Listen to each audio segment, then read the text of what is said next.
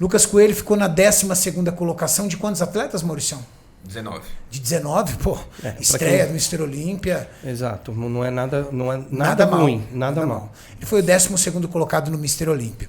Lucas Coelho não tem vaga para o Mr. Olímpia, então ele vem nessa competição para buscar. Mauricião, atualização do físico de Lucas Coelho para a opinião de Braulio Pinduca e Kleber Caramelo. Linha bonita. Ó, tem uma bem atualizada do Chosen. Linha bonita, né? A linha dele é absurdamente linda. É. Eu lembro dele competindo nos Mr. Santos.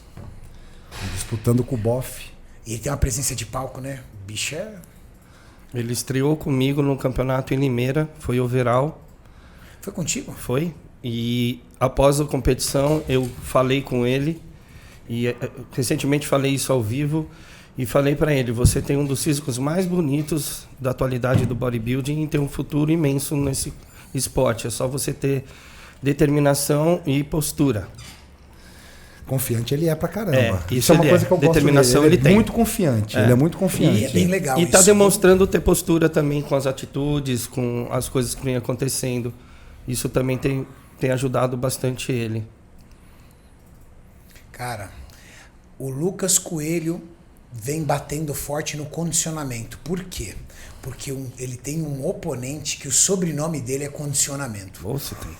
Bom, tá aí. O que você acha da condição física atual de Lucas Coelho, Braulio Pinduca? Olha, essa condição está perfeita. Ainda temos um tempo para chegar no palco. Temos nada. Isso, né? Pouco tempo agora. 2 dias, 3 dias. Sexta-feira agora a pesagem. Então, mas visivelmente ele já está em condição de competição, né? E isso ainda vai melhorar um pouco.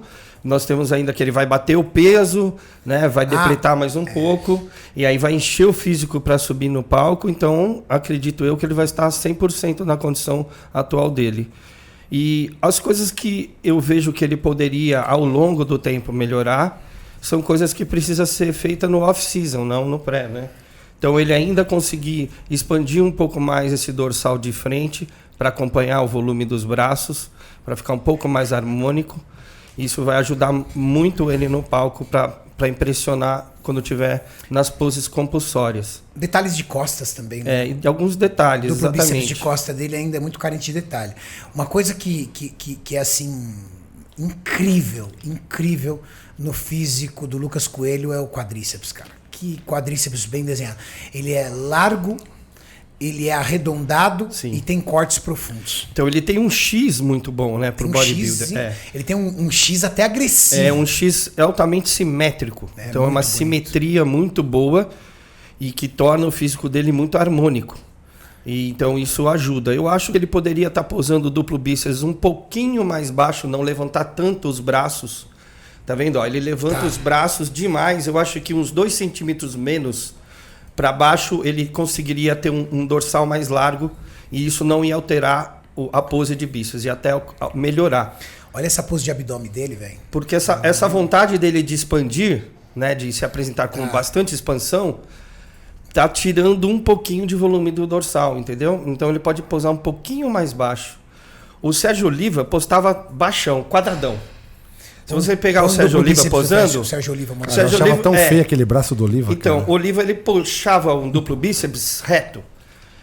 Se ele levantasse um pouco os braços, teria ficado melhor. Você acha que isso está desfavorecendo o peito dele também? Está favorecendo o abdômen? Então assim... De repente é esse equilíbrio que ele está procurando nessa pose.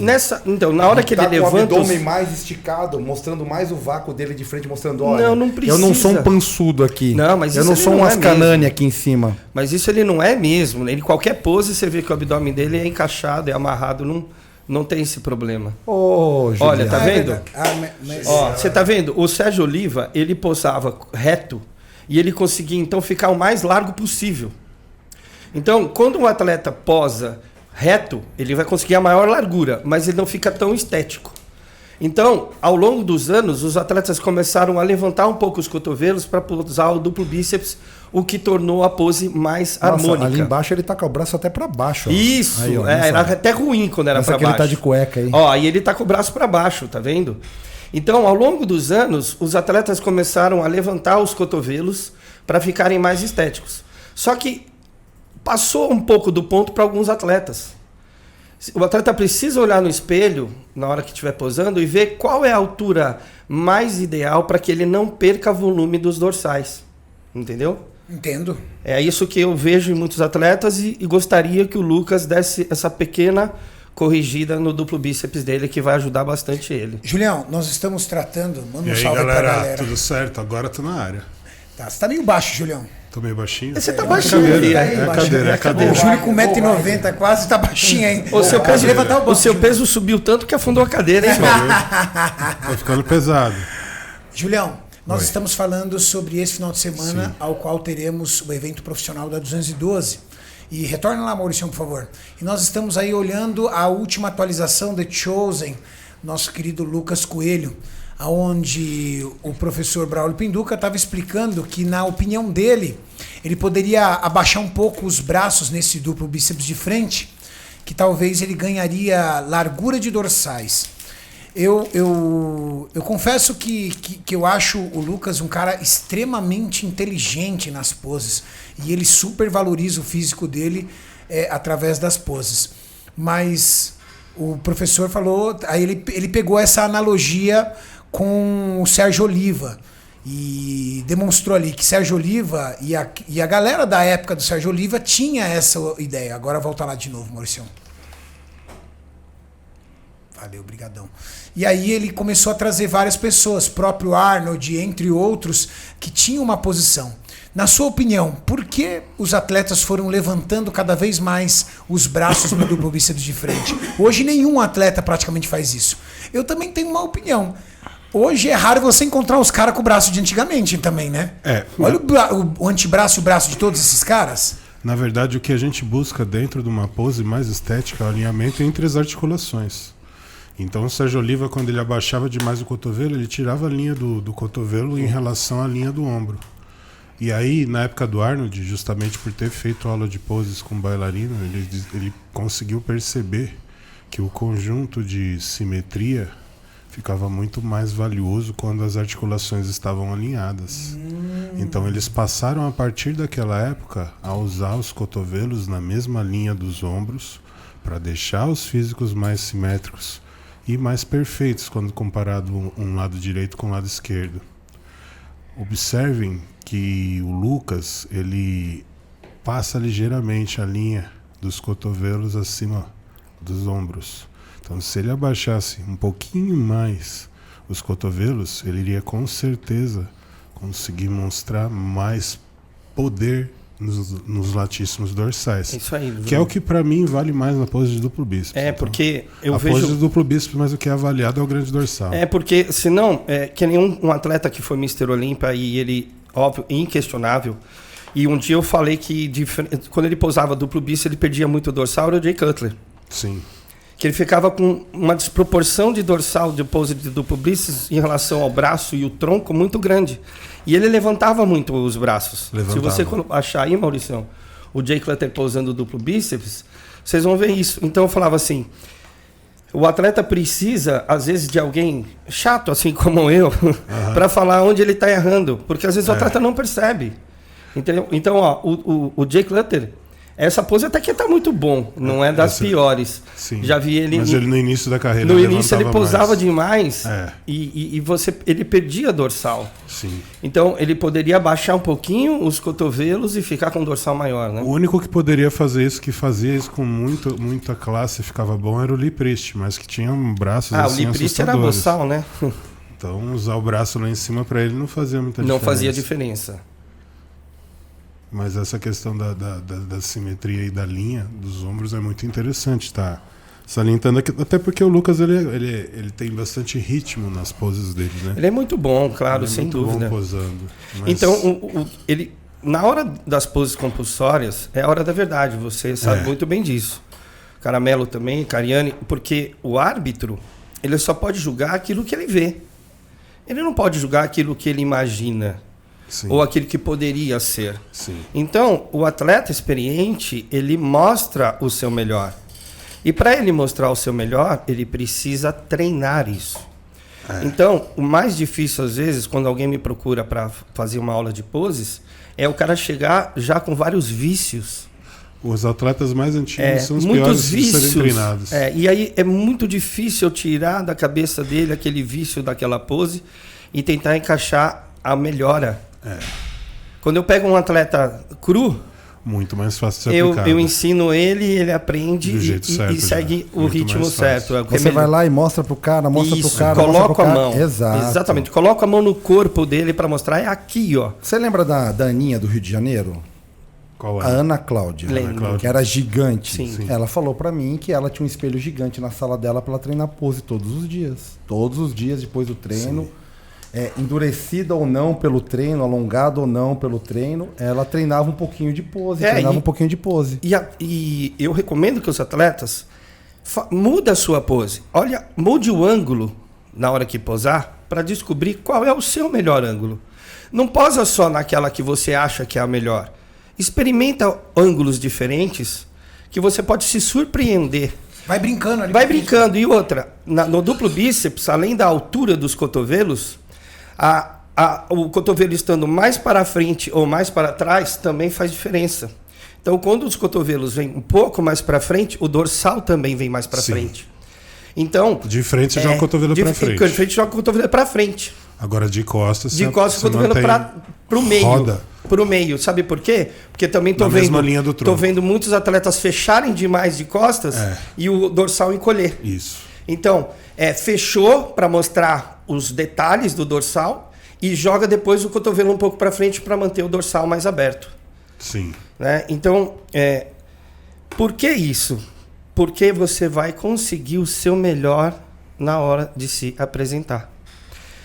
E eu vou usar dois exemplos do passado, que óbvio, desculpa, tem que falar do passado. Edson Serafim e Marilândio Poncher são exímios posadores. Os dois vêm de uma categoria leve no início de carreira, e nessa categoria, por falta de volume, eles tinham que posar o máximo. Artisticamente. Exatamente, eles tinham que buscar no shape aquela pose extrema para que viesse o dorsal, porque volume eles não tinham. Na medida que os anos passaram e eles ganharam volume e foram subindo de categoria, eles continuaram a posar dessa forma. E aí eles ficaram impressionantes. Aí ninguém pegava. Exatamente. O Serafim posando, se você vê o Serafim parado, relaxado, você acha ele pequeno. Ele é pequeno. Você fala... Quando você vê ele no palco, você fala, caramba. Quando ele sobe... Duca, você falou uma coisa verdade. Quando Uma vez eu vi no campeonato... Palco, ele é um cara, de monstro. 85 quilos, cara. Uma vez no campeonato eu vi o... Ai, caramba. Serafim passando. E o Serafim, ele não tem uma largura escapular muito boa, né? Não. É mais estreito. Eu olhei, falei, caramba, velho. O Serafim não tá bem, não. Todo mundo falando que o Serafim vai ganhar. Quando subiu no palco... Pelo amor de Deus. Agora, ele botou a perna pra fora. Ai, então, eu falo isso de pose, não é porque eu fui um extremo posador, mas eu participei das sessões de pose na academia com o Serafim e eu vi o que ele faz. Então, eu aprendi os truques do Serafim para ele poder expandir mais o dorsal, para ele mostrar mais, porque as pernas dele sempre roubavam o tronco. Então, para isso não acontecer ao longo dos anos, ele desenvolveu técnicas de pose. Marilândio Poncher, a mesma coisa. Como o Marilândio, tão pequeno na época, conseguiu ser Mr. Santos 3 vezes. Ganhar de gigantes, posando. Então, ainda vejo atletas com potencial gigantesco, que ainda tem muito para evoluir nas poses e ficar melhor ainda. Então, imagina só... Alguns atletas, quando pousarem, melhor o nível que eles vão estar. Os brasileiros, estou falando. Eles vão dar muito trabalho. E a gente olha... Se a gente está falando de 212, e o atual campeão é o Derek, olha o Derek nos últimos 6 anos para cá. Ele evoluiu em tudo, inclusive nas poses. Olha ele posando no Mr. Olímpia de 6 anos atrás e olha o último como ele posou. Como ele explorou muito mais o shape dele. Então... faz toda a diferença. Mas o cara tem que estar fazendo treino. O cara tem que estar fazendo treino. Porque é o seguinte, eu vi o Neguinho aqui no Ironberg, pegando os atletas, isso no ano passado, atletas que foram competir no final do ano, e mostrando pose pros caras, ajustando pose. Mas o cara não treinou a pose. E o cara chegou nos palcos posteriormente e não mostrou aquilo do jeito que o Neguinho passou pra ele. olha, faz isso, levanta mais. Você com o cotovelo, você com a perna mais apertada uma contra a outra. Eu vi isso acontecer, porque eu participei até de filmagens disso daí. E vi os caras mantendo a pose que os caras estavam fazendo, porque não... Exato, já estava na cabeça do cara. Exato, o cara devia ter continuado treinando. É difícil quebrar o vício. Eu vi isso acontecer. É difícil. Eu tenho uma técnica para isso, posso até divulgar aqui, que é assim, para quebrar um vício, quando eu coloco o atleta na pose que eu acho a melhor para ele, eu mando ele fechar os olhos. Porque quando você fecha os olhos, você perde toda a relação tempo e espaço que você tem na visão. Então, agora eu falo, memoriza a posição do seu corpo de olhos fechados. E conta até 10. Fica na pose e conta até 10. É essa a sua nova pose. Porque é proprioceptivo. Na hora que ele tira o campo da visão, ele tem que se voltar para a posição do corpo. Os órgãos proprioceptivos, você sabe onde... Você pode fechar o olho, você sabe onde está a sua mão. Sim. Em que altura está. Então, eu faço esse exercício com o atleta para que ele mude a pose. É muito difícil, é o que eu falei. Mas se ele não mudar, ele pode perder um campeonato por causa disso. Ele pode perder. Então, se você olhar no passado e no presente... O Odilon Batista. O Odilon Batista. Meu amigo. Existe posador. Esse é bom de pose. O Odilon, ele nunca tinha o melhor físico. Não. Não era um cara de uma linha bonita. Não. Tinha uma cintura um pouco mais larga, mas meu amigo. Eu perdi pra ele 3 vezes. Ele comia os caras com garfo e faca na pose, cara. Era muito bom ele posando. Então, vamos olhar hoje atletas renomados que estão no topo do mundo e se eles posam bem ou não. Ruff Diesel, por exemplo, que é muito falado em relação a isso. Posa bem pra caramba. Posa bem pra caramba. Tá melhorando os antebraços, mas ele posa bem pra caramba. Posa pra caramba. É um cara que não é grande, eu não vejo ele com volume. Não, cara ele grande, é pequeno de altura e de tamanho. Eu vejo ele com uma pose incrível. Aí fala assim, como eu me espelho nisso, Pinduca? Pega os vídeos do Ed Corney posando, Lila Brada posando, sabe? Olha, copia e treina. Tem uma fita da batalha que o Flex Wheeler vai pro vestiário treinar pose. Ele para na pose e o cara conta até 10 segundos. Eu uso isso no meu treinamento até hoje.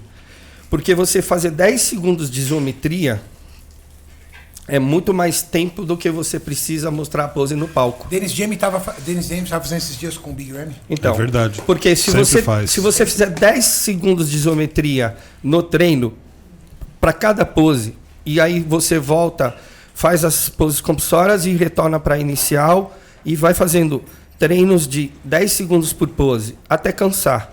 Até ficar bom. Até cansar. Aí no outro...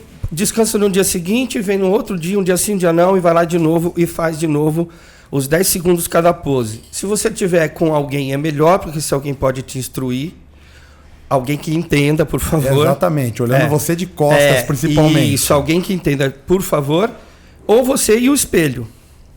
Você vai ganhar um condicionamento para chegar no dia, encaixar a pose rápido, segurar e sem se cansar.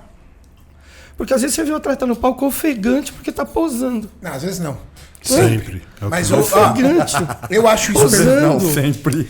Eu acho isso perfeitamente considerável numa categoria amadora. Acho isso perfeitamente inadmissível numa categoria profissional. No momento que você se torna um atleta profissional, isso é a sua profissão. Você treme nas poses, fica ofegante, não consegue encaixar as poses e mantê-las porque você tá fadigado para isso, tem alguma coisa errada. Pra um cara que tava lá atrás aquecendo só com elástico, o cara já subiu fadigado no palco, meu. Alguma coisa errada. Um cara que eu detestava no Mr. Olímpia, de verdade, era Paul Dillé. Paul Dillé te posando era ruim Meu demais. Deus, o braço dele era grande e pesava. Mr. Gelatina, ele posava e ficava assim no palco. A gente até brincava na academia que ele era... Eu não conseguia segurar a pose. Não, era horrível, Mas eu acho que era tanta massa ali que era difícil pra manter tudo aquilo Mr. Gelatina. Eu não conseguia se contrair. Nossa, isso me dava raiva. Mas foi campeão do Night of Champions. Né? Foi, não, era um monstro, terceiro né? no Arnold, quarto no Olímpia. O cara eram 300 libras, né, meu?